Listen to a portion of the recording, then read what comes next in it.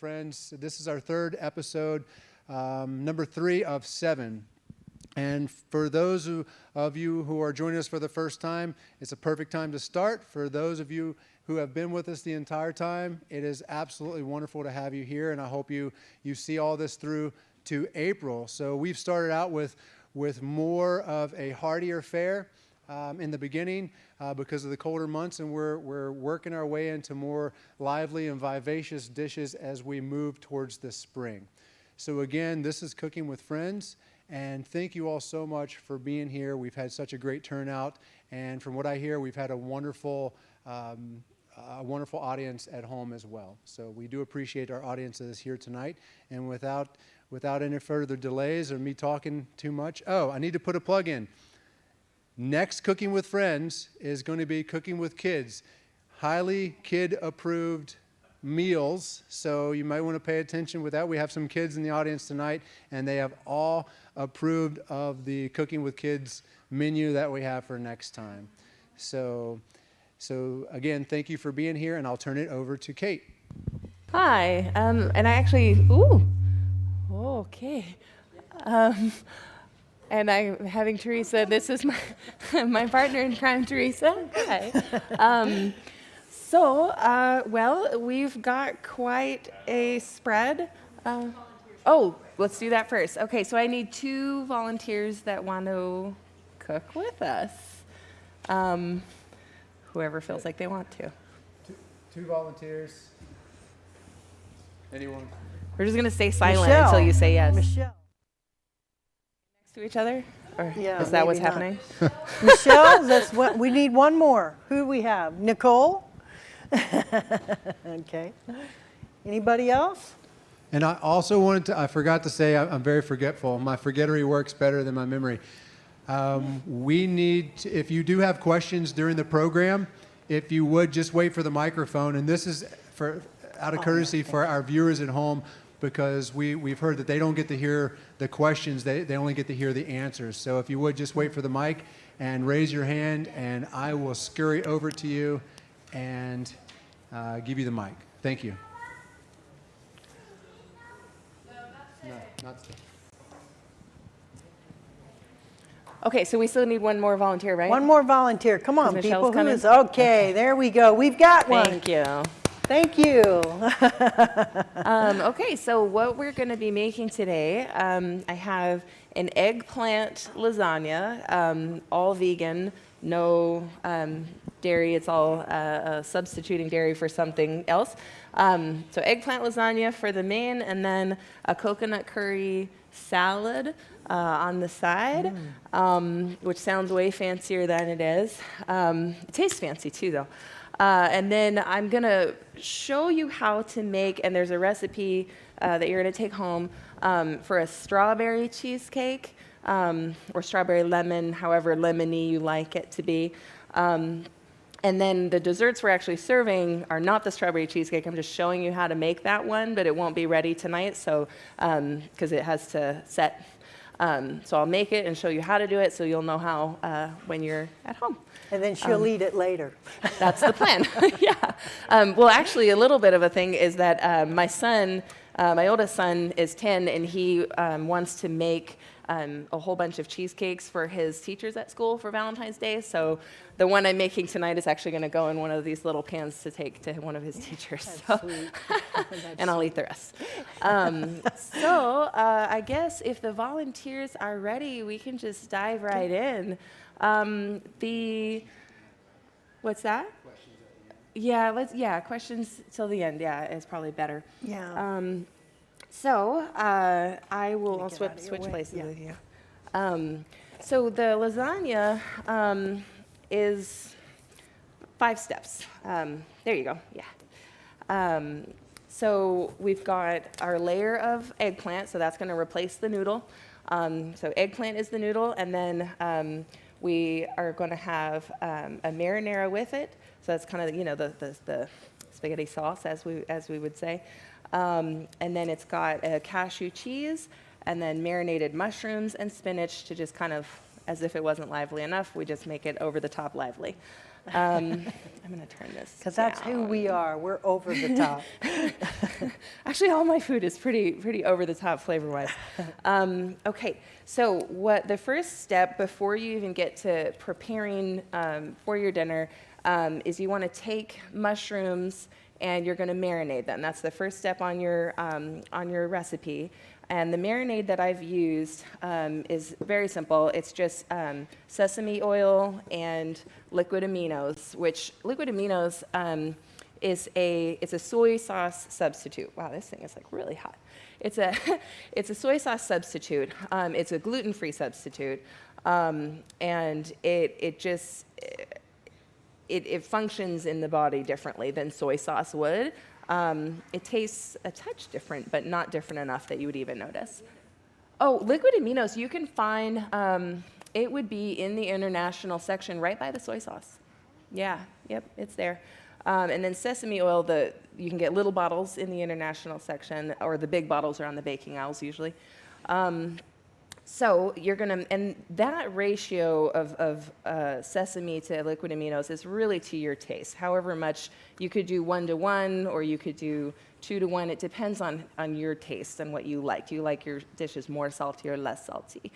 So you just kind of, you're gonna marinate that at least 8 hours before you're ready to cook, just so the mushrooms are soaked fairly well. And then the second thing you're going to do about 8 hours ahead of time is soak the cashews.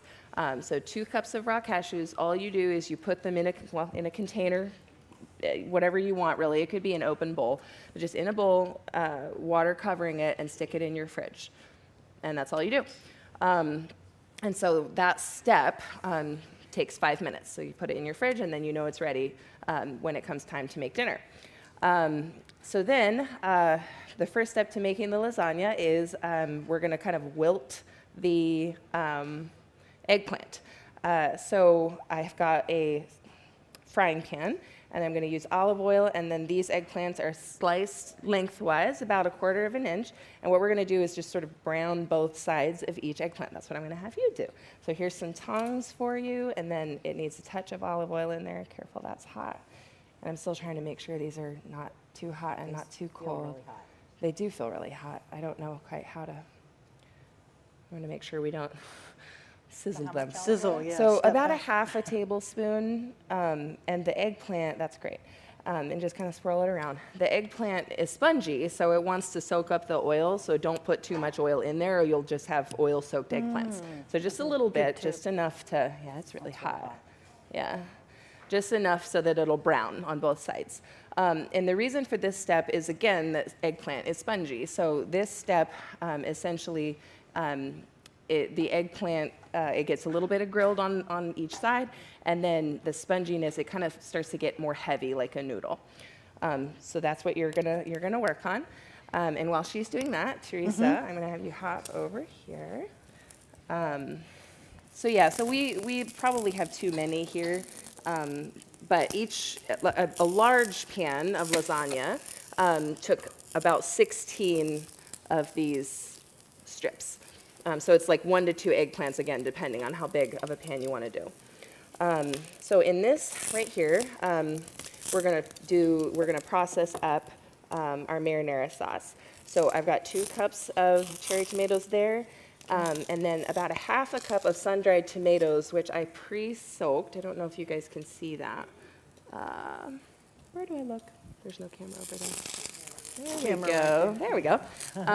You don't have to pre-soak them, but if you do, they're just softer. Go ahead and pour this in. Yep.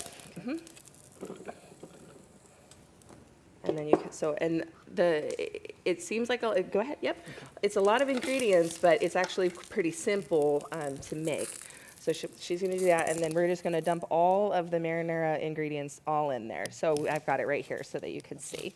So we need 1/4 cup of nutritional yeast. Nutritional yeast also can be found with the yeasts actually on the baking aisles. You're talking about Walmart? 1/4 cup, sorry. 1/4 cup. Yeah, we need that one. Yeah, at Walmart, it's on the baking aisle. Yep. And then sun-dried tomatoes is by the tomato sauces. And then I wasn't able to find fresh oregano this time, and it was kind of frustrating. All the grocery stores were out of everything. So I got a kind of a stir-in paste. It's all of the Italian herbs in it. So it's oregano, parsley, and such. So since it's not fresh, just kind of squeeze in as much of that as you can get out. So, That makes it easy. yeah. But fresh is better. But this will be good enough. And then 2 to 3 cloves of garlic. I'm a garlic person. Hi, Nina. I'm a garlic person, so I'll just go all out on the garlic, but let's just keep it at 3. And then about a half a teaspoon of salt goes in there. How brown do these get? You just want to do about a minute on each side. It's not, they don't need the browning as much as they just need the heat because it just helps them wilt. Yeah. Awesome. And that's all that goes in there. And then if anybody doesn't have a food processor, a Ninja food processor, they're the best things in the world. Yep, so hit power and then turn it on high. It might get loud.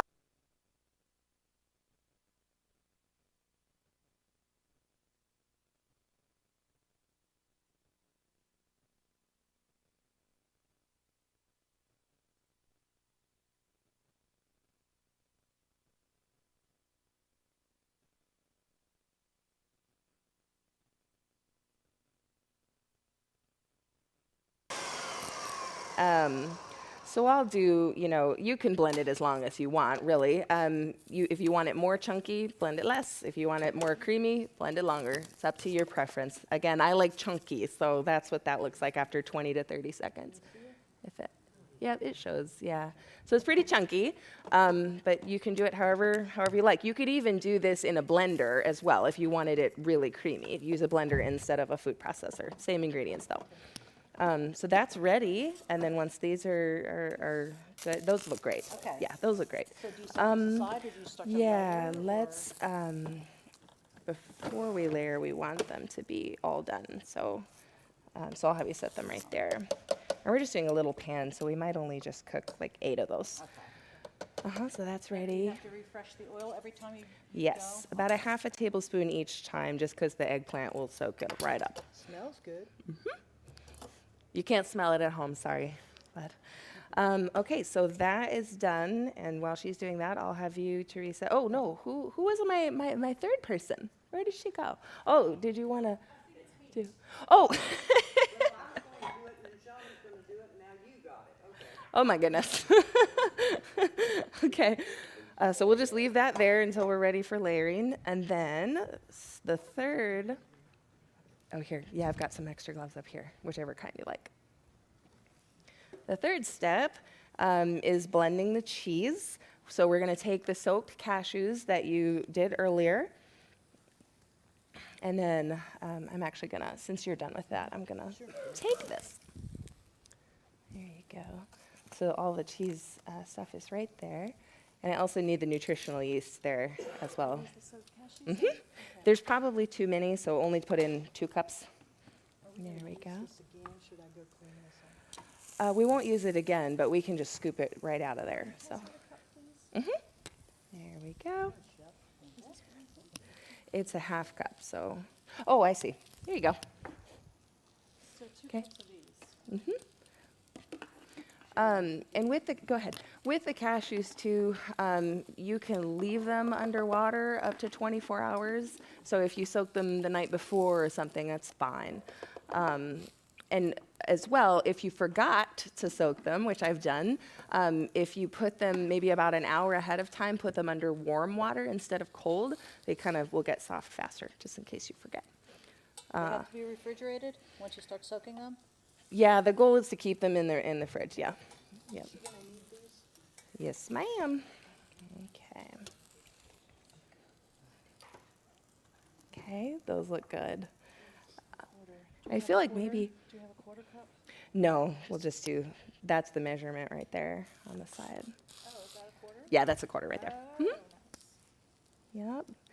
And again, as a vegan, or anyone looking to go plant-based, You need a blender and you need a food processor. If you don't have those two things, you're going to have a much harder time. I use these probably, all day, every day, really.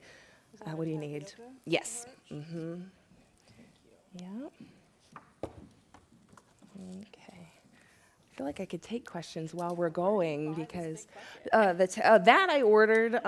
It's through this company here. Oh, here, I gotcha. Yeah. Thank you. Yep. Tapioca flour, I actually haven't found in regular stores, but it's something maybe is carried sometimes. I'm not sure. Did you know where? Kroger does have it? Okay. And I ordered it in bulk because I will use it. But okay. Yeah. On the baking aisle? Okay. Yep. Is it with the starches? Like the corn? Yeah, okay. Okay. Yep. Where's the garlic cloves? The garlic right over here. Yeah. It says 2 or 3. Yeah, I would do all of that. Yeah, because they're smaller. Oh, but they're 4. There's 4, but they're small. Can you guys hear us okay?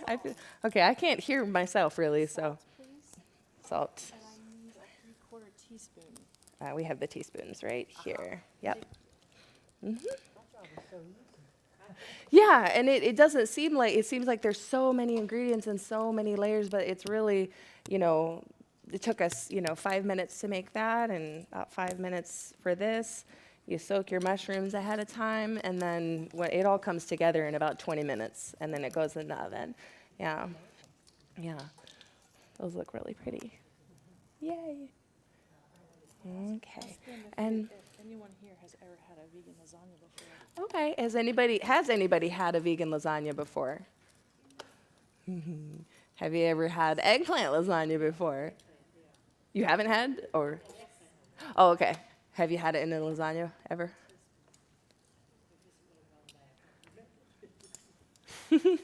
Well, I hope that you like it. It's one of my favorite recipes to make. And even the kids, my kids will eat it, and eggplant is not a fan favorite of children. I would generally say not, but they like this one. Okay, Yeah. So I think Yep, want it so it on all low goes or in there. high or what? I always start it on low and then crank it up as I go, just so it doesn't jump up onto the sides, that's all. Does that look Yeah, it's on there. okay?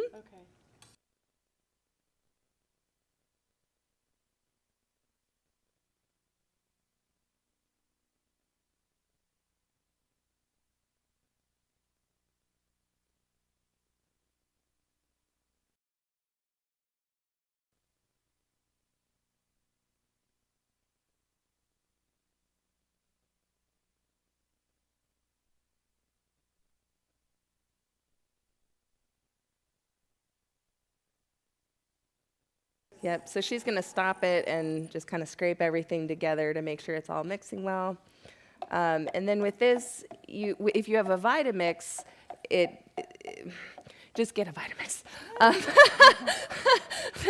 Vitamix, I got the Vitamix because it gets the cashews really, really smooth, and I use it for my cheesecakes also. Other blenders do okay, but it's just not quite as smooth as the Vitamix. So she'll run it for 20 to 30 seconds or until she feels like it's smooth.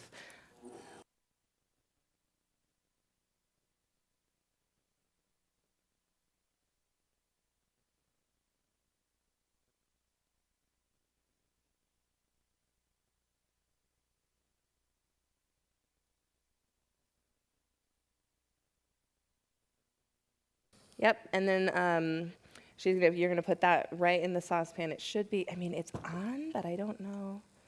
I feel it. Yeah, I don't want to burn it, but I also don't want it to be too slow. So with the cheese sauce, all the ingredients go in the blender. They get blended till smooth, and then she's going to cook. Actually, we used this because it kind of. Scrape it out. Oh, that makes way more sense. Yes.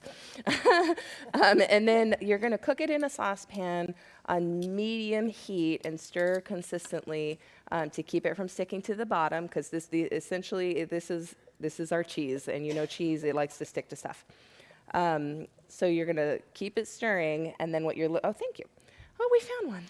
It's a miracle. Is there a trick to getting it all out from the bottom? Not really. That's the one drawback of the Vitamix is you can't get below the blade. That's frustrating. So that's good enough. Okay. Yep.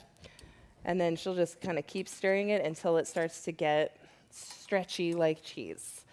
And then these are almost done.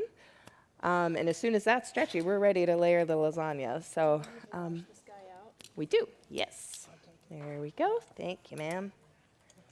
Stir continuously. Yeah. Yep, because it'll stick pretty quickly. So it looks like we're around 5. Yeah, and I just turned it up because, yeah. So at home, you're going to want to do it at about medium heat. These hot plates are a little different, so we're still sort of trying to figure out how they cook. Can this be blended prior? Is this something that you can blend, or does Yeah. this have to be same day? Yeah, it doesn't have to be same day. Does Yeah, it you freeze absolutely. If you want to do I it and set hadn't. it Yeah, I aside actually for- hadn't tried freezing it before. That's a great question.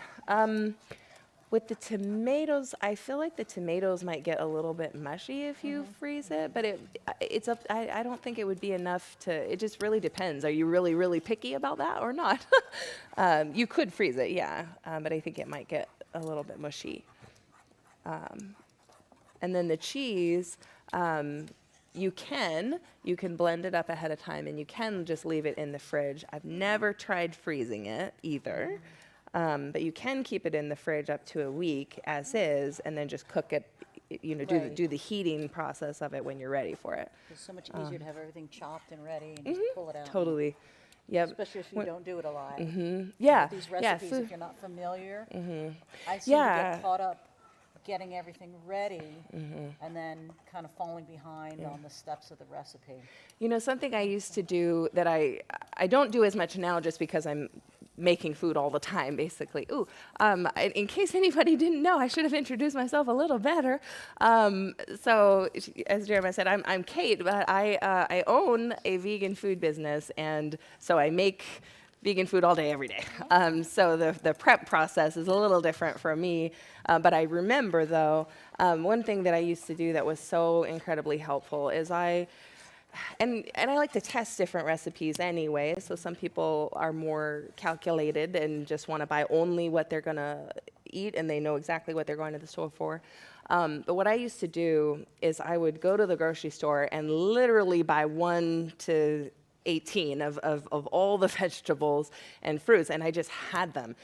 So every Sunday I would go buy everything, and then I would wash it all and chop it all and just put it all in containers, and then it was ready for whatever I felt like I was in the mood for. So it was planning, but also it wasn't boring because I could still eat what I felt like I wanted that day versus, oh no, it's Wednesday, I have to have tacos because that was what so it was freedom, but it was also like I was prepared and I could just pull everything out and of the fridge when I needed it, and thank you. Do you guys have a camera Ready to on go. the food today? Because you might want to see this. Is there a camera on the food today? Right there. Oh, Right yeah, here is like where that, you can get it. Which one should I go to? Over That here. one? Because Yeah. it's really, She was asking about a camera, and she's saying it's really really cheesy, sticky, Yeah. like, Yeah. I don't know if you can see like that. but- mozzarella Is that cheese. consistency correct Yeah. when you're doing it? You're looking for that? Yep. Yeah. Yep. And then how long do I go after this? It's pretty good right there. I think we should stop. So, and she's just, almost done. Maybe we could do a couple more, but we're ready now to start layering the lasagna. This off? Yes, that's the last time we need it. Yep. I'm going to do a couple more, or is that? Yeah, do a few more, but we're ready. We can do some of the layers while you're still going. So let's do this. Can I move this over there out of our way so we can do the layers? Should we put this on a hot pad though? Yes. Can we have a hot pad? Thank you. Just a reminder, if you have a question, there's a person with a mic, because the people at home can't hear your questions, stay, and 'cause they're you they're can help with the commenting, layering. saying, we want to Or hear I'll have- I'll too, have so. Tracy do it. Yeah, it's the guy with the cute Valentine's bow tie, thank you. Thank you.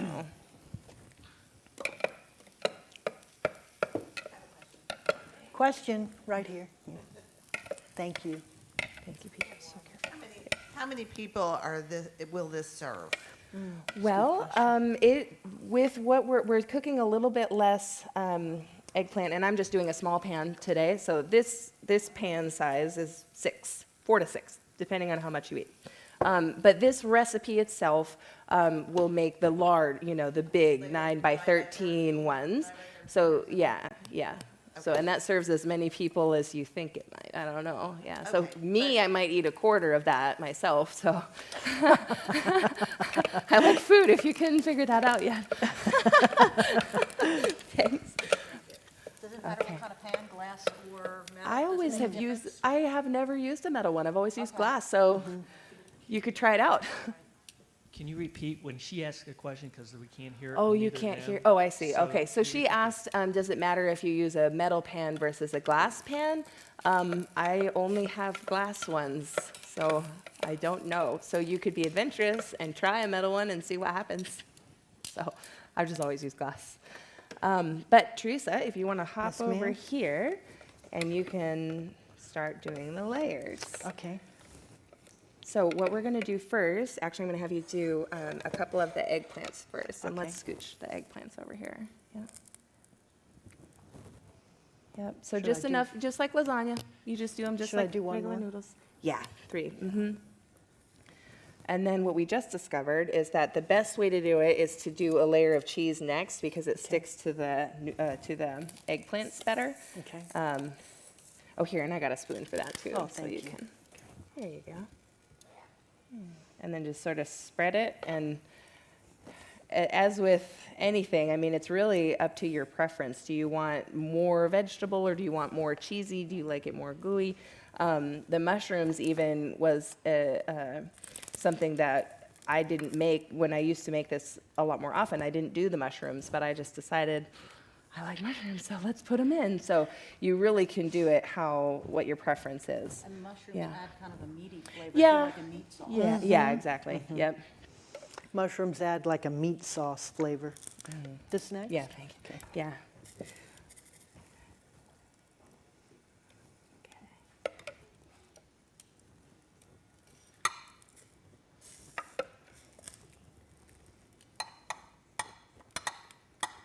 I'm not a quiet cook. I am. I get focused on what I'm doing, and then I forget to talk. Basil? Mushrooms? So this is chopped spinach. Oh, spinach. And it's up to you how much you like. Okay. What do you think, group? More or less spinach? What more green? Yeah, Okay, more green. greens, Yep. okay. Okay. Okay, and then some mushrooms, and then we just go for one more layer, I suppose. Okay. Yep. That's probably enough eggplants too. Okay. We chopped extra to go in a big pan, but then we just decided to do a little one. So this isn't our dinner. We made 3 large ones, and they're cooking as we speak. So this one, And no. we didn't eat them, which is amazing. That's plenty of cheese. I should have put more cheese on. I guess No, you that's would. fine. We were following the recipe for a larger pan, Oh, so we okay, have gotcha. leftovers of everything. How So many that's layers fine. does it normally come out to if you're using what the How many layers I only does it come made it out to to, she 2. said? It's to 2 in each of those. I mean, some of the pans are deeper, so you could do 3. But with all the different components, it's only 2. Oh, sorry. Woo. There we go. She was We just actually saying there don't was need these stuff in the anymore. way, so we moved it so she could see. Are we done with this pan now? Or? Yep. I'm putting a lot of cheese just because I can. Yeah. For those of us in the back and maybe watching on TV, how spreadable is the cheese right now in that condition now that it's cooked? To Yeah, me, it feels it's- like bread dough or Yeah, something. it's sticky. It's sticky. So you almost need, because it's not like you're spreading it like a shredded cheese. It's it's pre-melted. So it's the same as if you were trying to deal with melted cheese, really. Yeah. So I use like one hand to spread it this way and the other hand to spread it that way and sort of stretch it out almost. It's Yeah. very stretchy. Yeah. There we go. Wow, that's a lot of cheese. You're welcome. This is going to be our dinner, I think, tomorrow night. Oh, All the leftovers. Okay, and then we'll just kind of sprinkle whatever you got left on top, and it's ready to go in the oven. You're going to cook it 20 to 25 minutes at about 425, or until, if you wanted to do some, like a little sprinkling of cheese on top of like what was left over, you can see it bubbling. We've done it this way so that it spreads easier. So, whew, here we go. okay. So we there you ready go. If you wanted carry to this show away? what that looks like. I'll show everybody here, and then I'll put it on the camera. Can you see it? Oh, yeah, good idea. Yeah. So there's the side view, and there's the top view, and I probably should have saved more spinach for the top, yeah. It's pretty though, isn't it? You know, and you could do olives, and you could do, I mean, anything, any kind of vegetable that seems to go with Italian flavors, really. I you bake haven't. it I covered? haven't because the. I'll have her say the question again. Right here. Should I turn this off? Burn? I actually don't because I like the spinach to get crispy. And I do it uncovered because the sauce and the cheese is a little different than traditional cheese.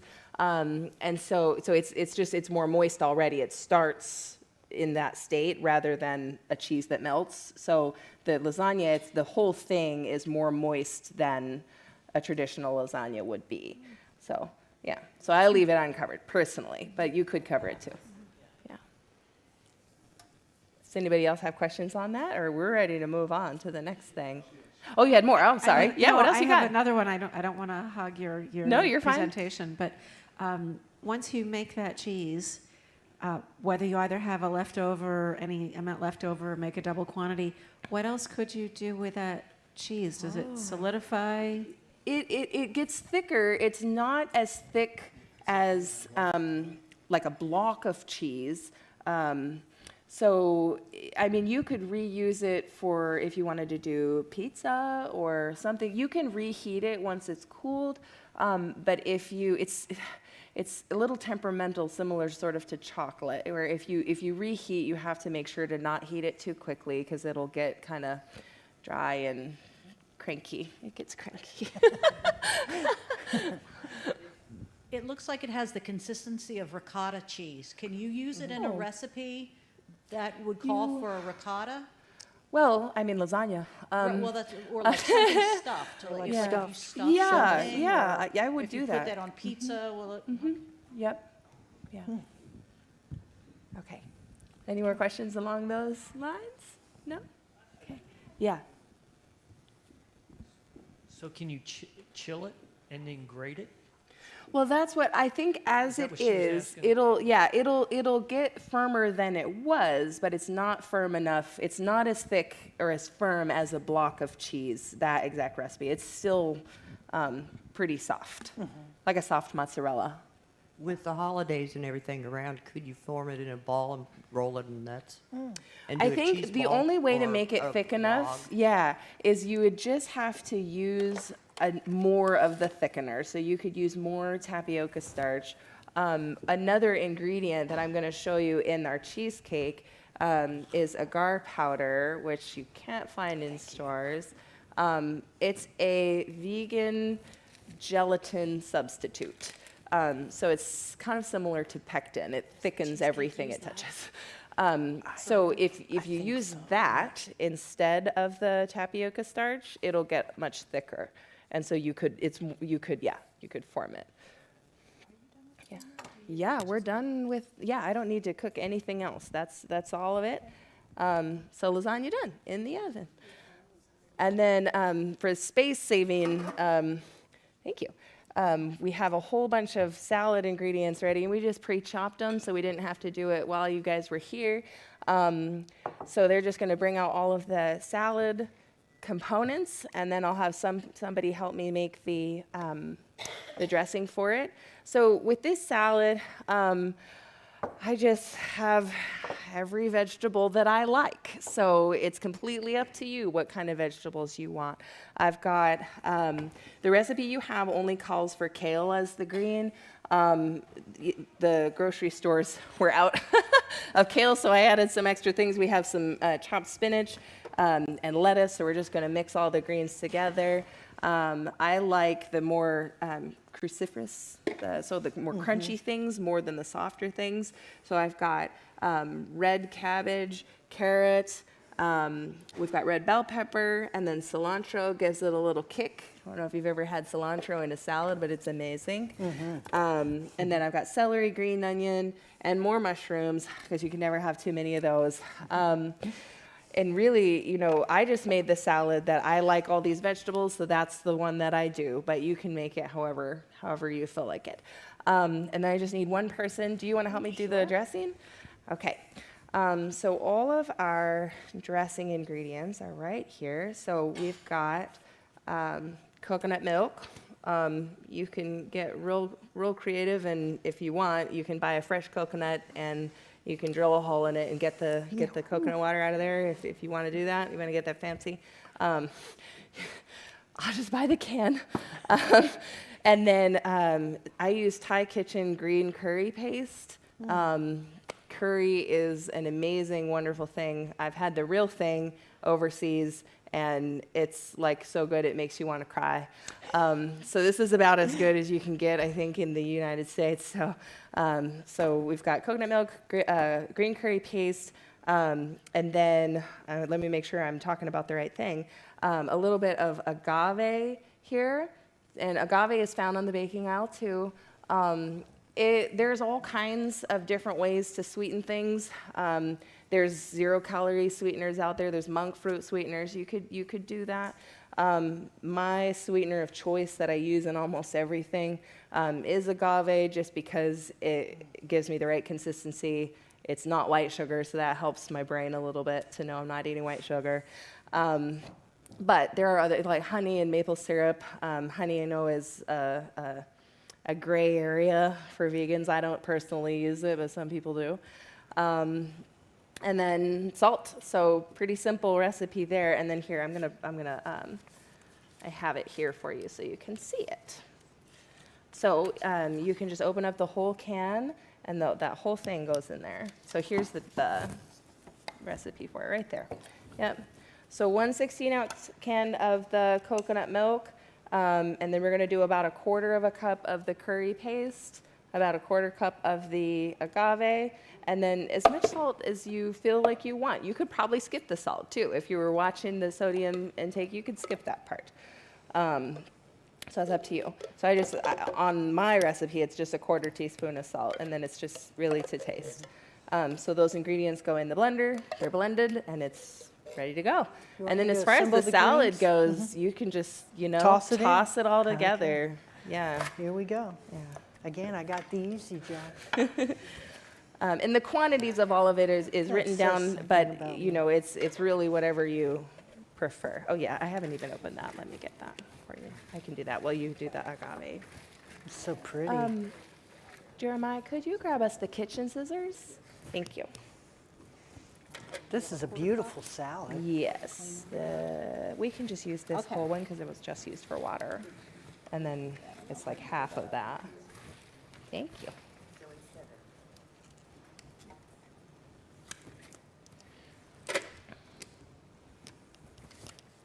And then on this, if you use less green curry, then you get more of a strong coconut flavor. If you use more of this, then you get more of the curry spice. So it's your preference. Hey, where can you buy that stuff? Is it in the regular grocery store too? It's with the international foods too, but the big ones, I order the big ones through Amazon probably.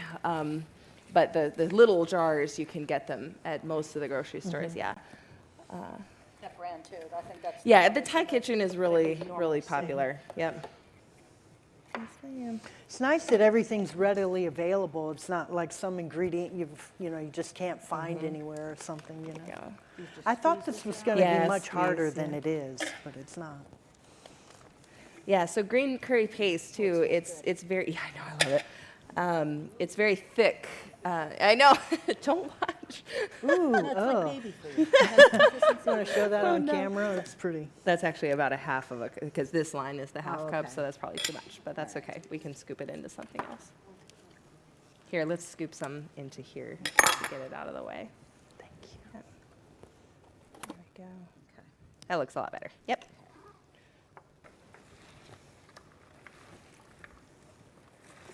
That is so much salad. It's so pretty, Oh though. my goodness, I love I it. don't know. Can the camera see it? I've never seen a salad bowl that big, actually. I'm going to dive in just a second.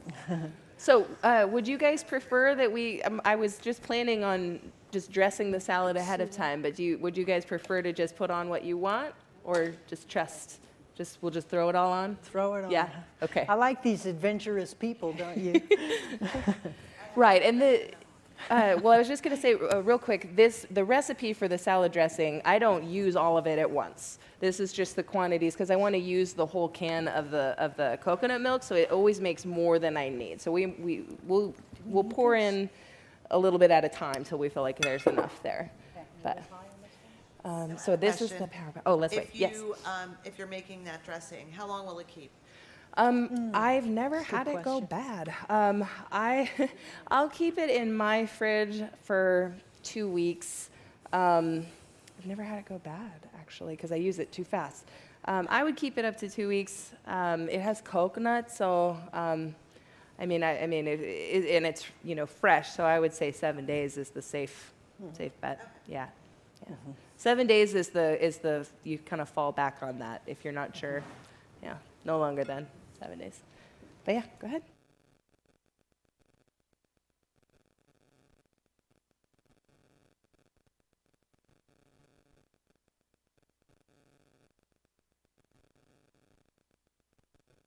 That's okay. So this is very, very thick, yes, and I forgot to type water on my. Let's do about a half a cup of water. There you go. Just because that's pretty thick there.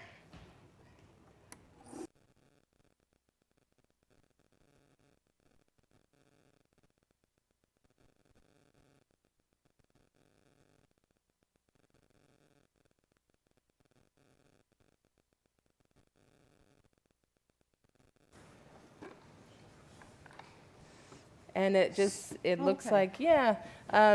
So it's, I don't know if you can, here, you want to show it over there? Sure. Kate, Go ahead. Kate, you said that you didn't put the water on the recipe. Yeah, so How just much type water did right you in, and you can make it thicker or thinner, really, but maybe write in about a half a cup of water on your recipe. Yeah, I did the same thing with the cheese, and I sent Sandy an updated copy, but okay. So this, when you put it in the fridge, it will separate, so you have to shake it up before you use it. And then, yeah, I think this is about enough. That's a giant salad. Let's go with maybe like half and toss it, and then if you feel like it needs more, we'll add more. Yeah, I don't want it to be drenched. You want to pour it now, though, but- since I've got it. Yeah. Should I do it with my hands? Or? Well, that's why I had the tongs out here Okay. too, so you can stir it. Yep. There you go. I guess that's a big salad. And so that's ready to go too. I'd say is for all plant-based cooking, the thing that takes the most time is just chopping the vegetables. Washing and chopping everything, and yeah. But that's why I do a lot at the beginning of the week, because then it's done and I can just grab whatever I feel like I need that day. So that's ready to go. And then the last thing that I was going to show you guys is how to make a strawberry lemon vegan cheesecake. And it seems like it's going to be complicated, but it's really not. Does anybody have questions on any of that while we're here? Nina? Yeah. I need both back. Okay. Yeah. This is why I can't live without it. I need Somebody them. can take the salad, too. Kate, that salad that we're all admiring, is that something that you sell on a regular basis at the markets? that Yeah, you're I at? had. Mm-hmm. Have you had it before, maybe? No. No way. That's why I don't understand. Well, I don't know how that looks happened. great. Yeah, I've had it. I've had it there. It's one of those things I sell at the Lexington Farmers Market and a few other markets, but that's the main one I go to. And And and Buena Vista will be starting very soon, but we don't know when yet, do we? Thursdays, Okay. I think starting in March, Okay. probably mid-March. You should just be up here doing this with me because you know all the. Okay. Yay! I'm excited about that. So, anyways, no. Some days it would, sell completely out, and other days it just wouldn't. And so it was just kind of one of those things I was guessing on all the time. So as soon as we've got all the ingredients out here, maybe let's shift and let's just shift everything over here. Okay. That'll be easier. Okay. And I can see. So you can buy like gluten-free oats. Oats are by nature gluten-free, but sometimes they're in or they're processed in facilities that also do wheat things. So you can oats are oats, but you can get I don't know if it's technically certified gluten-free, but it'll have a stamp on it that says gluten-free on it, even though all oats are gluten-free by nature. Thank you. So same, oh, I don't know. Yeah, right here. Yeah. Is it going to reach? Yes. Are you going to be using the agave in this? Okay. Yep. Salt? And salt? Okay. Yep. Probably Okay, not and then nutritious. we're done with that. We've got all the cashews, just making sure we've got Okay. all our ingredients. Yay, thank you. All right. Now, do you want to come up and help still? Or is Sandy doing it? I'm confused. It was Sandy? Okay. All right, never mind. Well, we'll just keep going then. So there's just a couple of steps here, and let's get to it. So step one is, again, soaking your cashews ahead of time. I'll usually do them the night before, and I'll put them in a covered container like this. This is usually what I use because I do a lot of them. So I'll put them in a covered container with water, and they go in the fridge until I'm ready to use them. And we have a question. If you're going to sub something for the oats, what would you use? You could use, if you wanted to use coconut flour, you could. You might, and you'll pick up on the coconut flavor. But really, anything, I mean, coconut flour is what comes to mind. Almond flour would be a good one. Yeah. Yeah. Is that good? Yeah. Okay. All the cashews? Oh, so cashews is for the filling, sorry. Whoops. So cashews gets soaked ahead of time. You always do that before you make these. In the crust, it's very simple. We do 3/4 of a cup of each of these. So I have flax seeds, ground flax seeds, oats, and pecans. So 3/4 of a cup of each of those goes in there. Okay, here's a piece. There we go. Yeah, I thought I brought enough of them out, but. Yep. And actually, while she's doing the crust, do you want to work on the filling? Sure. Yeah. Okay. So you're going to put all 3 of those in there, and then you've got a 1/4 teaspoon of salt, and then you blend it on high until it's very fine. Okay? And jumping over here to the filling. Okay. Once the cashews are soaked, you want to strain them out, get the water out of them, and then oh, you know what? Shoot. I did need the hot plates again. Oh, we need the hot plates. Well, they weren't Oh. here. Yep. I knew I was going to forget something. It had to be that, didn't it? Is it okay here? Yeah, it's okay right there. Yep. And then I also need a saucepan, a small one. 3/4 of each? Yeah. Doesn't matter what kind of oats you use, the old-fashioned or the... It doesn't matter, that's but the like I good said, one, you yeah. can get, the gluten-free ones. You have a saucepan? It's coming? Okay. Okay. So before you start with it, in my process to make a cheesecake, I start this first, and I knew I was going to forget it. That's why I had these out here, and then I forgot anyway. So in a small saucepan, you're going to put a 1/2 cup of cacao butter, which you can't find in grocery stores that I know of. And then a 1/2 cup of coconut oil. And you're going to put that in a saucepan Over here. Thank you. Cacao butter. Yeah. Cacao what do you- butter. Again, I've ordered it through Amazon because it can't be found in stores. Can you see It's, there it goes. It looks like butter. Kind cheese of, or yeah. something. Yeah. How It's much? About a half a cup. Okay. So there's a piece in there right at the bottom. That's so probably you can- about a half a yeah, cup. Okay. Yeah. Yeah. You're happy with that? Yeah, and you can order it in little wafers. This one that I have, it came in a giant block, and I had to just break it into smaller pieces. Yeah. So tell us what cacao butter is. Well, my understanding is that it comes from the cacao bean, and it's the fat, it almost like the flesh of a coconut would be. Like it's just the fat from the cacao bean. Yeah. Yeah. Did I say that right? Is that right? Yeah. Yeah, so it's the chocolate with the chocolate taken out, essentially, which, like, why didn't you just leave it together? But I mean, so the cacao butter, and then we're going to do about a half a cup of coconut oil there. Okay. And let's just use, here, we can use this spoon right here. Okay. And if you leave that at room temperature, in the summer, it's a lot softer. In the winter, it's a little colder. I Did don't you know, say a half cup? but about a half cup, yeah. Okay, do you want me to use a cup or? No, you just- can, yeah, she's good at guessing. I know, I just eyeball everything. There you go. I have that to about practice not eyeballing everything. Is that good? Maybe a little bit more, 'cause there's some air bubbles down there. Okay. There we go. Yeah. Yep.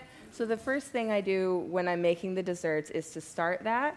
So this is a raw cheesecake, so those ingredients are going to be put on, well, about as low as your oven will go, as your stovetop will go, because you want it to not get too hot. And keeping the temperature down. So it'll get to a melting point, but you don't want it hot. You want it warm. So And I'll should start I that keep stirring it, first. or does it No, matter? Okay. No, I just let it be. Okay. So I always start that first because it's cooking so low, it takes a while. So I'll start that, and then I'll jump over and do the crust. So she's ready. You can turn that up on high. Three-quarter, And a quarter teaspoon of salt. And then I'll put that on high for 15 to 20 seconds or until you feel like it's good. So it's like the 3, yeah.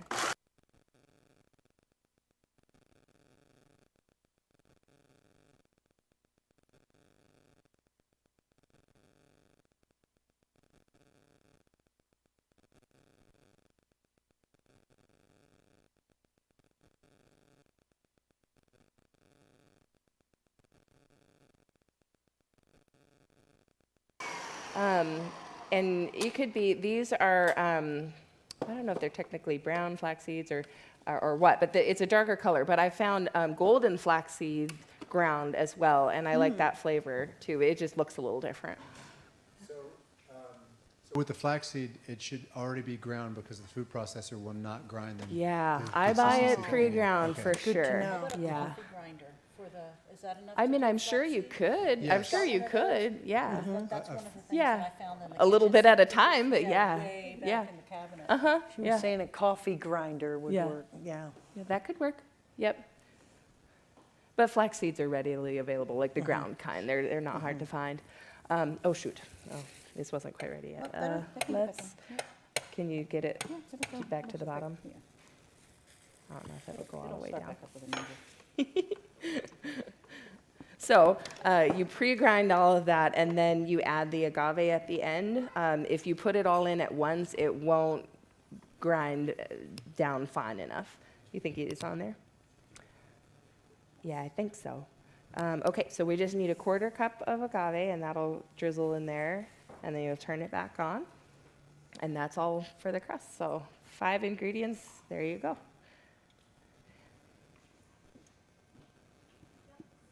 Yep. And then this looks like it's good. Yep, let's turn this off too. Do we still have the hot pad, or did they take it? Hot pad? Ooh, under me. I don't see it. The hot pad, yeah. Yeah. We got it. It's fine. But while we're waiting for that, we just have measured out 4 cups of cashews here, so you Okay. can put those Okay. in. Okay.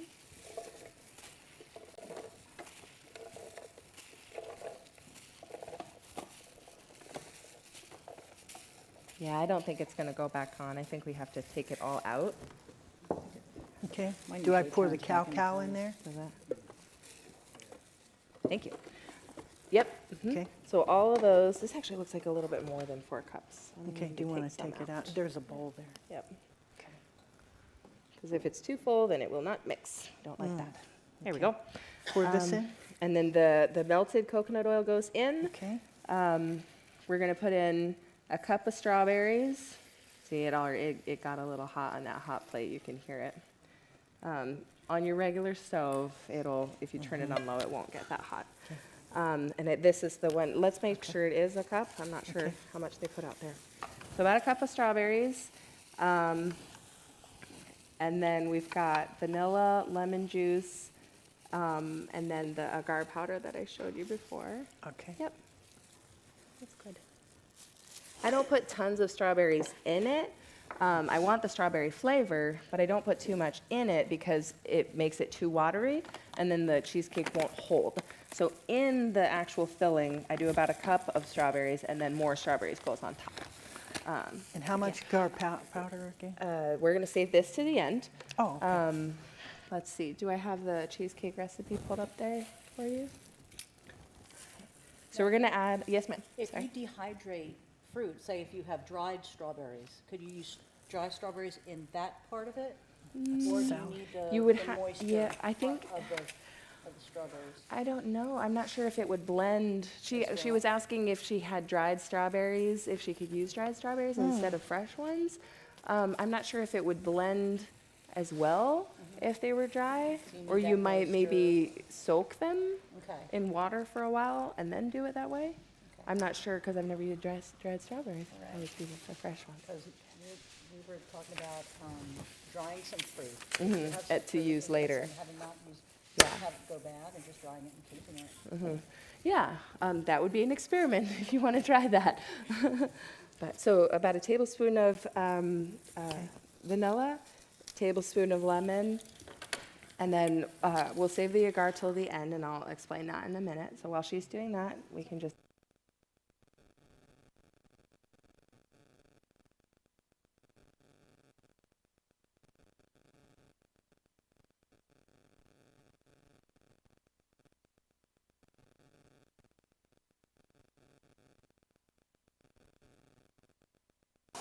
So you turn it back on for 10 to 15 seconds or until you feel good about it. It looks great.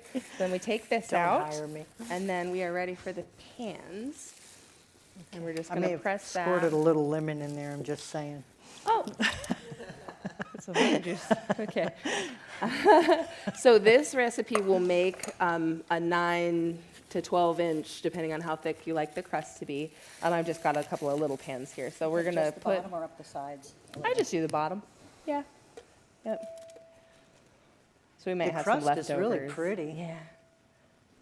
And if I ever have leftover crust, I'll just eat it just with a spoon, honestly, kind of like granola.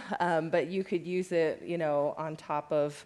Well, I always have leftovers. So one of the things I actually like to do is I'll have leftover filling and leftover of this. So I'll put the filling in a bowl and then sprinkle some of that on top, throw some fresh fruit on, and it's kind of like a parfait thing. Lovely. Sounds Very good. lovely before it's even set yet, so it's pretty creamy.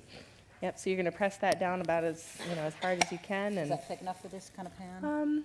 yeah, that's thick enough. Yeah, that looks good. Yep. You just kind of go around the edges too to push it all the way down. Yeah, you got it? I didn't do the strawberry. Am I supposed to do the strawberry? So I had pulled this out because my son, your recipe does not call for the strawberry extract, but my son is making the cheesecakes for his teachers, and he wanted extra strawberry, so we're putting some strawberry how extract much? in it. A tablespoon of Oh, a this. tablespoon, Because okay. he wants to have it kind of like candy sweet, so that's going to go in. Oh, if I can get it open, maybe. There we go. I can't get it open. Oh, yeah. Maybe. I wasn't any help at all, was it? Watch your There fingers. you go. I wouldn't let me alone with scissors very long. They tell me not to run with scissors. Pretty sure none of us are supposed to do that. So that's just a little extra because he said he really wanted it to be in there. So he wanted to be here making the cheesecakes himself, but I said that's probably a little too much. So yeah, that's just for fun. And then did you get the salt? I did not. Quarter yeah, teaspoon of salt. Okay. And the salt on a lot of these can be skipped. I use it because it brings out the flavors, and so it's just a little bit of it. You can skip it. Again, if you're watching your sodium, it doesn't really alter the flavor that much, but it's enough that I feel like I need it. But the recipe will work just fine without it. Yep, and then So it that's does gonna go on agave syrup high. and Oh, powder? yes. Oh, agar. Oh, yeah, Okay. agar is different, yeah. Okay, So then so- we need about a cup of the agave there. And then that one's ready to blend. So the agar powder, like I said, it's a thickener. So you don't want to put it in until the end. So I'm going to have her blend all of that first until it's very smooth. And then we'll throw that in and then blend it in. Yep. Is that going to stay on? Yes, yeah, Okay, it grabs on. It halfway through and stir it, or use the metal.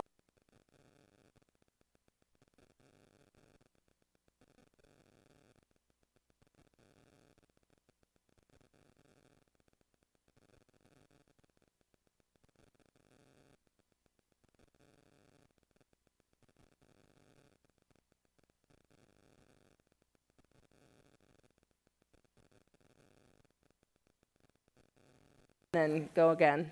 So that was about 15, 20 seconds of running just till it, is mixing. And I just do that to make sure it doesn't have any loose chunks. It smells there. so good. I wish the people at home could smell how good this smells.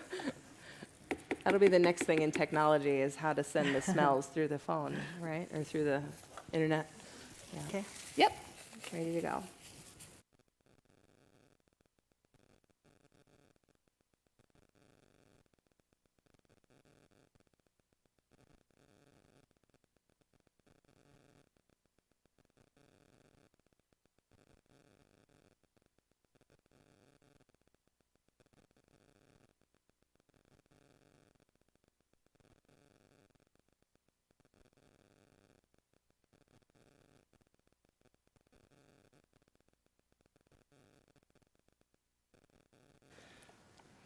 And now I'll have you put the agar powder in. Okay, So how much? A tablespoon is Okay. what it's.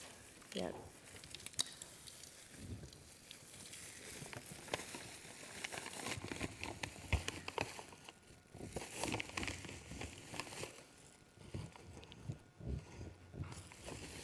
You got it?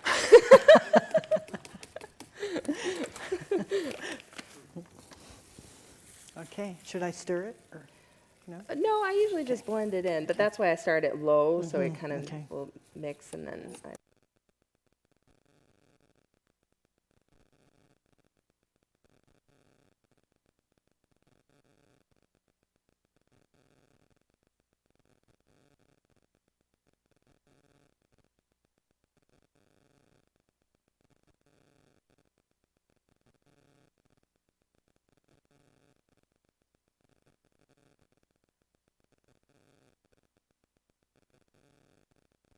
Make sure it's all in there.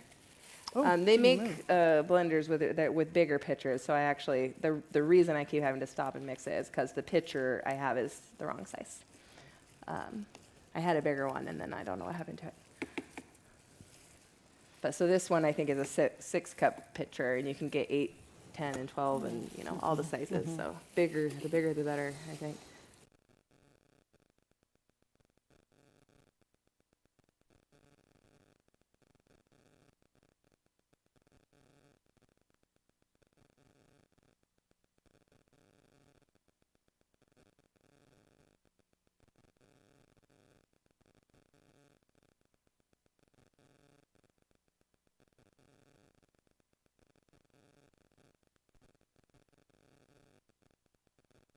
And that's all for that. And then you're gonna pour it into your molds. Yeah, extra parts for flavor, yes. Okay. So we're gonna pour it into the molds, and we'll probably have some leftovers because it makes enough, like I said, for a 9-inch. Maybe we won't have leftovers. Maybe we'll do it. How deep Yeah. do you want it? Well, this one we need to make sure is all the way full because that's for Okay, his, I think, okay. math teacher is what's happening Yeah, he's with got to that one. butter her up, doesn't he? I know, yeah. He gets A's anyway, but. Yeah. Here we go. Is that good? Just, you can put all of it in there. Okay. So I just kind of shift it around a little bit to get it to sink all the way in, and it looks like this. I can't really tilt it because it'll spill out, but it looks like this. I don't want to tilt it. So it's pretty soft and creamy, and so once this is done, you've got your crust, you've got your filling, and then you pop it in the freezer for 3 hours or longer, depending on how cold or how full your freezer is. About 3 hours, or until you can pop the pan from it. And once it's frozen, you're gonna pop it out of the pan and then put, we've got extra strawberries here, so, I just sprinkle strawberries all over the top and put some lemons on there if you like the extra lemon. It's totally up to you. But, yeah. Just refrigerate it overnight, or does the freezer make a The difference? freezer makes the difference. If you just put it in the refrigerator and then try and pop it, it just kind of sticks a little bit more, and it just looks a little messier, I guess, on the outside. Sometimes it can crack too. So if it's all the way frozen, it definitely pops out easier. Yeah. Was there another question? Sorry. No more? Okay. So that's it. That's all of it. I don't even know how long did it take us to get through all of that. About an hour, okay? So we prepped a salad and lasagna and a dessert in under an hour, and the lasagna is cooking, and we're ready. So, yeah. I guess so. Gonna What's say a next, prayer. Teresa? We're going to have the pastor bless the food, and then you get to eat. And this is Pastor Robert Banks. I don't know if anyone isn't familiar with him. He is our church pastor here at the church. Okay, let's bow our heads. Loving Father in heaven, we thank you for the variety of foods that you've created. It helps us to understand how you love variety, and so much of life is there to discover and to enjoy. And even with food, we thank you for your creative handiwork and for this time we can enjoy the blessings of the things you've created. Bless this food and our time together. We thank you and ask this all in Jesus' name. Amen. So we can actually pop these in the freezer here. I just have. For those of you who are online, we actually pre-recorded the video for the second portion of the class. So I'm going to go ahead and get that started so you don't have to wait on us getting our food and eating. And the food smells delicious. So hopefully you make it at home and enjoy the food, and because it really does smell delicious. But here is the pre-recorded video.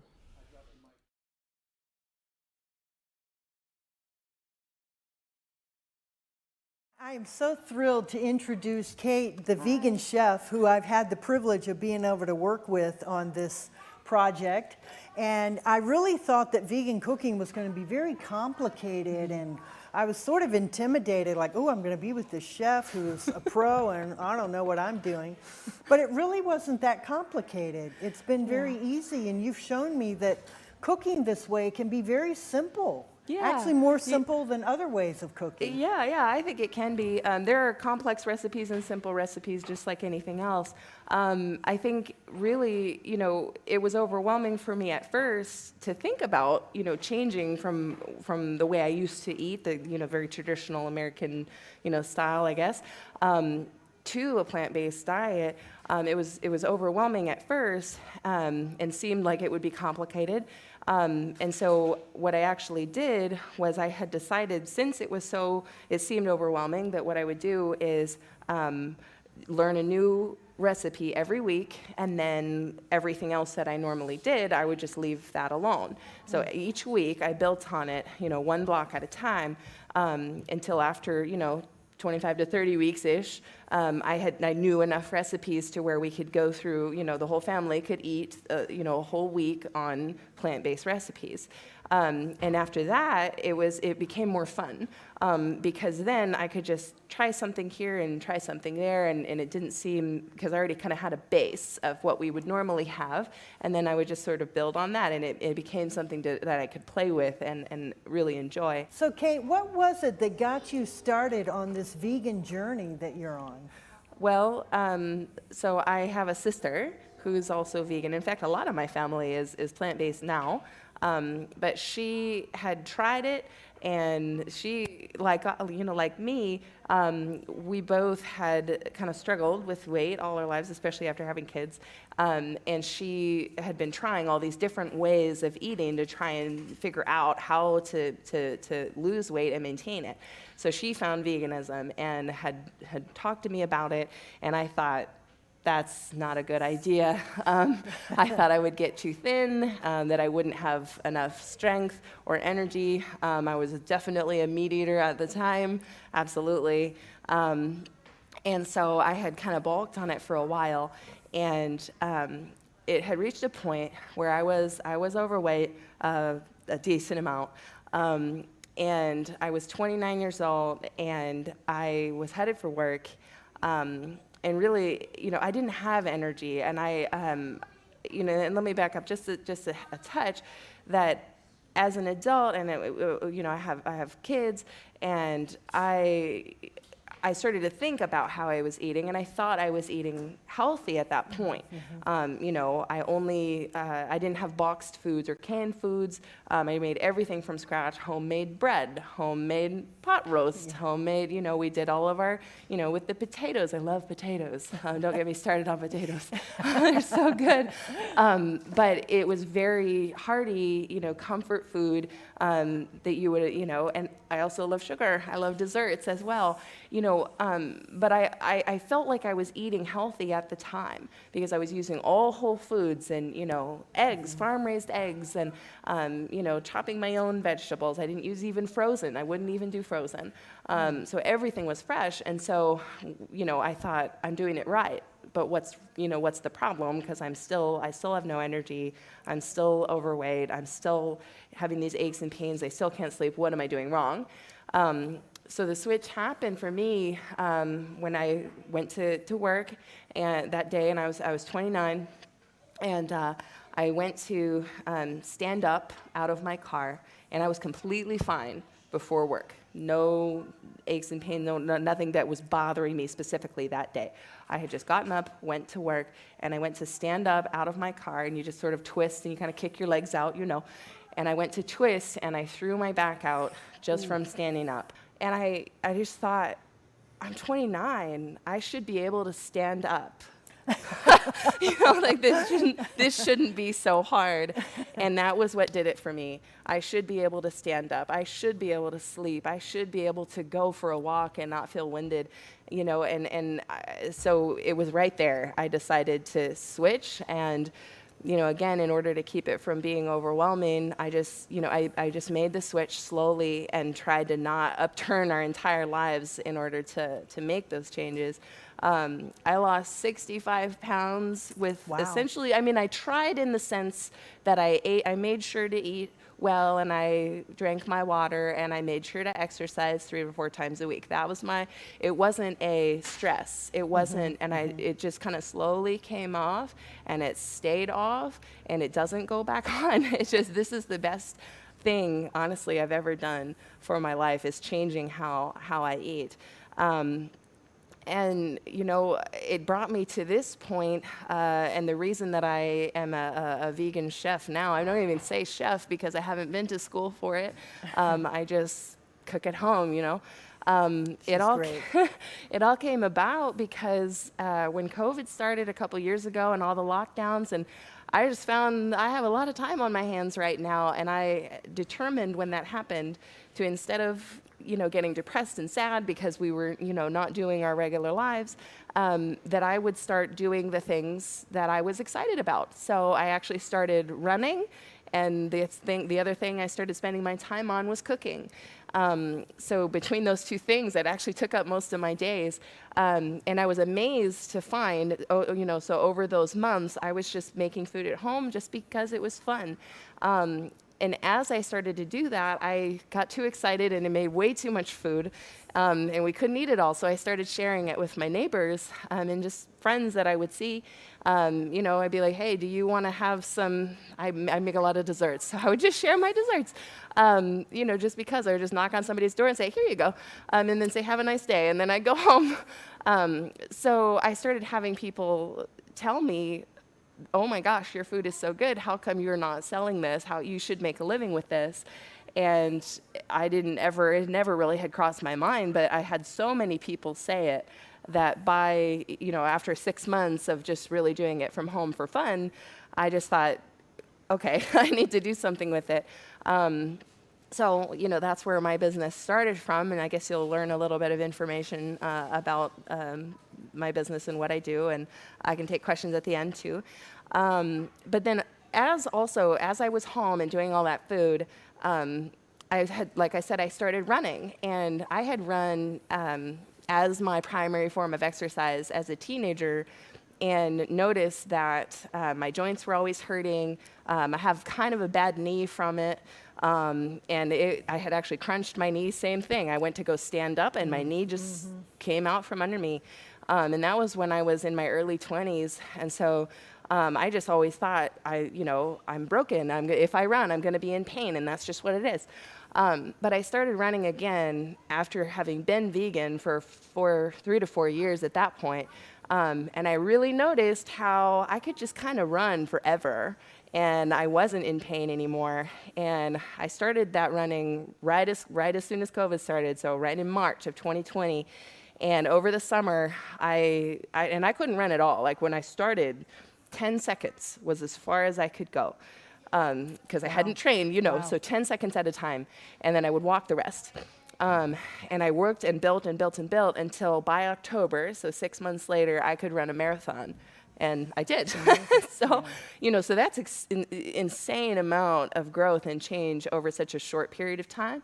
And what I really could only attribute it to the fact that I'm vegan and I have these plant-based meals all the time. It's really as a teenager, know that I was in pain and really falling apart from it. Now, 10 years later, after having 3 children at that point, 10 years older, how I can go that far. And I swear on all the Bibles that I wasn't even sore the next day after that. That's and I amazing. was like, this is insane. I don't understand. There's the only explanation, really. And the biggest change I had made in my life was how I eat. So I really can only accredit it to that. That's amazing. So, I share that because it really has changed my life, and I want people to know about it. And I just really agree with you that this is the way our bodies are created to work, and if we feed it the way that it was designed to function, we'll really see some big things, coming from us, so that we never thought that we could do. So that's my story. Thank you. you. Thanks for you. listening. Hi, everyone. I hope that you're having a great evening. I'm Teresa Taylor, and I'm going to talk about the health benefits of water. So just a little background about me. I was a kinesiologist for many, many years, and ended up owning my own massage therapy business for many years called Real Need Massage. I always thought that was clever. I was a young woman when I made that. But I'm showing you here my logo of my business cards at that time because after many years of working on the body, God's creation that he formed with his own hands rather than speaking it into existence, this card depicts that. This is Michelangelo's painting in the Sistine Chapel of God reaching out to the hand of man. The reason I did that was after all these years of working on the human body, I began to realize that this could not have been an accident, and that the human body was amazing, and God was brilliant in his design of it. And I had the privilege of working on it every day. It was an amazing experience that I'd love to share with you, but we only have so much time. It's interesting because after many years of studying his design very intimately, one thing I realized, and that is he designed our bodies to operate in a certain way. And if we do that, we can live pain-free, long, productive lives. So there is hope for people, and it has to do with water. So that's why I wanted to talk to you about the benefits of water tonight. So the very important news that I'm here to tell you tonight is that we are walking water balloons. We are 75% water, of our weight is water. And water is essential for our blood circulation. You know why? Our blood is 90% water.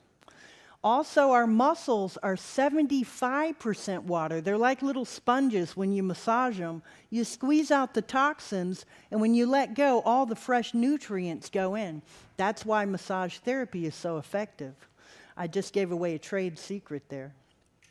Your lungs are 90% water. Have you ever blown on a mirror and seen the mist? That's because your lungs are water. Your brain is 85% water. It's just a little water balloon floating up there in your skull. And as I said before, water is what carries the nutrients to our cells and removes the waste from them through our lungs, our kidneys, and our skin. A lot of people forget about the skin. Water also helps regulate our body temperature. And it also contributes to the moistening between our eyes and our eyelids that keeps you from feeling like you've got sandpaper when you blink. And did you know that water was necessary for the production of saliva and your digestive juices? So as you're eating tonight, think about that. That's water helping form those chemicals.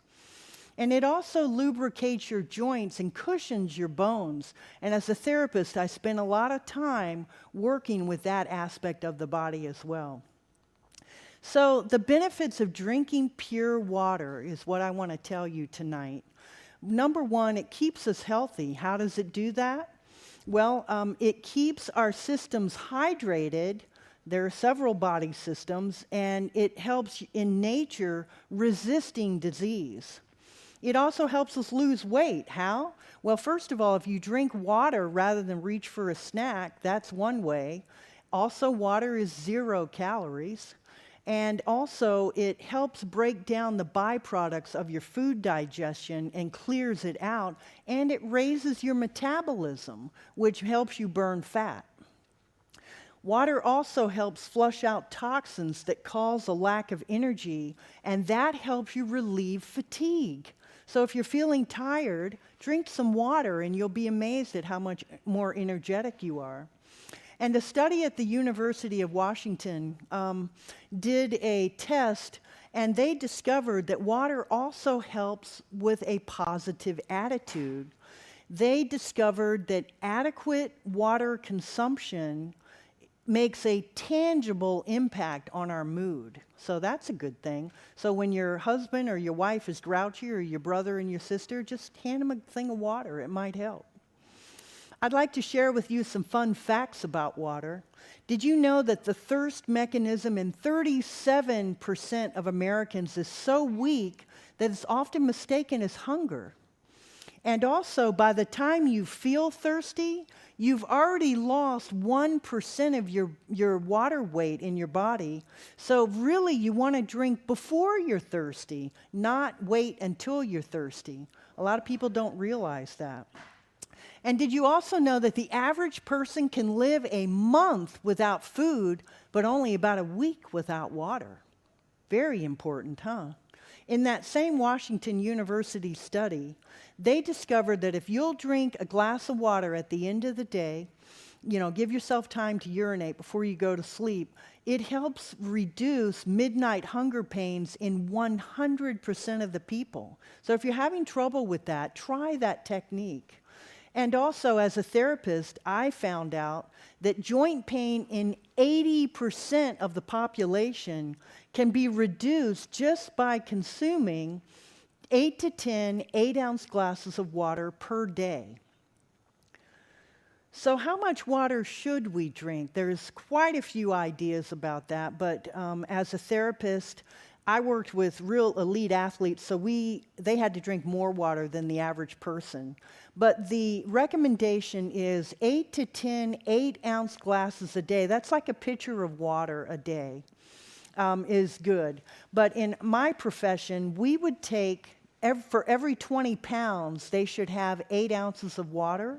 And so, for instance, you can see on the chart here, and this was a chart we actually used for our athletes, 100 pounds is about 50 ounces of water, or 3 16-ounce glasses of water a day. So that was a good recommendation.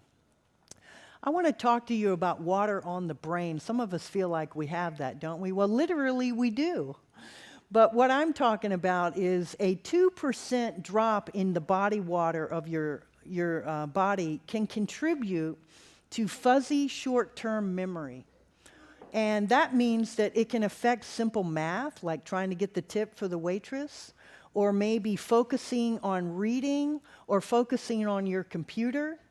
And I also think that if you are a Bible study person, you might want to drink water before and during that time because it can clear your mind and help you absorb what you're learning.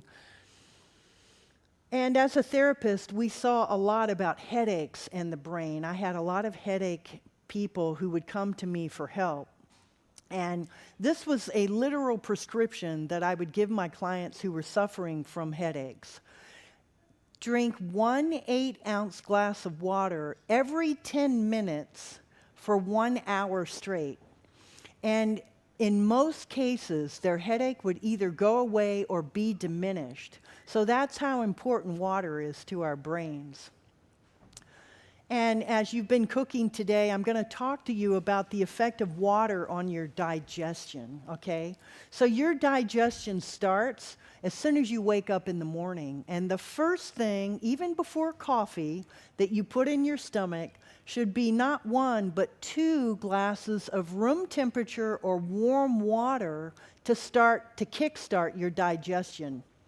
So if you do that, one thing, the reason I say room temperature is very cold water shuts down your digestive juices and diminishes your body's thirst signals. And remember, 37% of Americans are dehydrated. So you want to remember that. And the best time to drink water, a lot of people used to ask me that, especially my athletes, because they didn't want to get cramps, in between your meals. Drinking water with your meals actually dilutes your digestive juices and slows down your digestion, which means that your food is sitting in this little hot box down here, getting putrid before it's absorbed in your small intestine. I'm so sorry that you're eating right now, but I'm telling you the truth, okay? You need to think about this. If you drink water about 15 to 30 minutes before you eat, and then not again until about an hour or 2 after you eat, that's really optimal, the way God designed our bodies. So, and that helps kind of wash out any remaining food in the stomach and helps it get into your small intestine so it can start breaking down and giving your body the nutrients it needs. You know, we often confuse thirst for hunger. So before you reach for that Little Debbie snack cake, try drinking some water, and 9 times out of 10, you won't want that snack anymore, and that'll help you with your weight management. Also, just a note, low body water intake is one of the major causes for gallstones. So if you're suffering from that, take a look at your water intake and see if you can do something to improve that, and it might help. And also, ending your day with a glass of water stops those midnight hunger pains that I mentioned earlier. And I hate to tell you this, but soda and tea and juice does not count as water. Those are beside water. They are not water. I used to have to tell my clients that all the time. That's not water. That's not what I want you to drink. But what are the symptoms of dehydration? As we've said, I talked about headache and confusion and fatigue, but also we get flushed skin. If you're lightheaded, it could be that, remember, your blood's 90% water. You may not have enough water in your blood. It can make you lose your appetite, too. And it can make you heat intolerant. If you just can't stand to be hot, it might be that you need more water.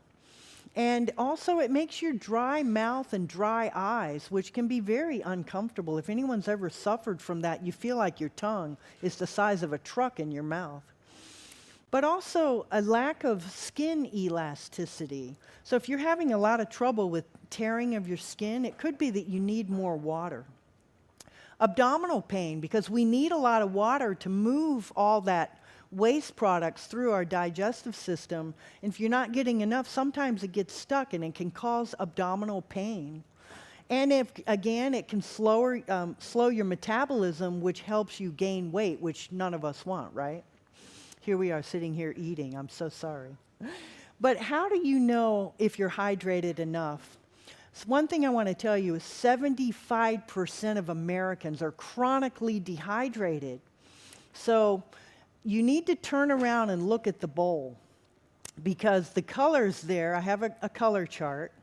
The numbers above that red line, the colors there, that's what you want your urine to look like in the bowl. If it is darker than that, below line number 4, then you need to drink more water. And just a note about skin, because I worked with skin, and I'm not sure if you realize, skin is the largest organ in your body. And I worked all over the body on the skin. And it's important to keep it elastic and plump. And if you do, you're not going to have wrinkles. So there's a motivating factor for you to drink more water, right, ladies? So the importance of water on the outside of your body. I was a hydrotherapist for many years, and we used the medium of water to help massage people on the outside of their body. And it helped improve their circulation. It helped calm their nerves. So if you're having trouble sleeping at night, try taking a warm bath, and you'll notice that you sleep better. God designed us to be a certain way. And I'd like to leave you with this thought. In the Bible, Jesus was talking to a lady at a well about water. And he was watching her draw water. And he said this, you know what? Whoever drinks of the water that I give them will never thirst. But the water I give them will be like a well of water springing into everlasting life. What did he mean by that? Have you ever seen an artesian well? I've had the privilege of drinking out of one. It's fresh, clear, cold water under pressure that never stops. It just keeps going and going and going. It's wonderful. If you ever see a sign for one, stop and look at it and have some water. But I think what he meant there was he formed us with his hands, and he knew the value of water for our physical bodies. But he also knew we have another health dimension, and it's our spirit. And if we go to him, our spiritual lives can be hydrated as well. And in closing, our Creator has the power to hydrate us spiritually as well as physically. And in John 7, verses 27 to 38, he says, if you're thirsty, come to me and I will give you water. So if anybody's thirsty, come and drink. And he is the everlasting source of water. Thank you for your attention, and enjoy your meal.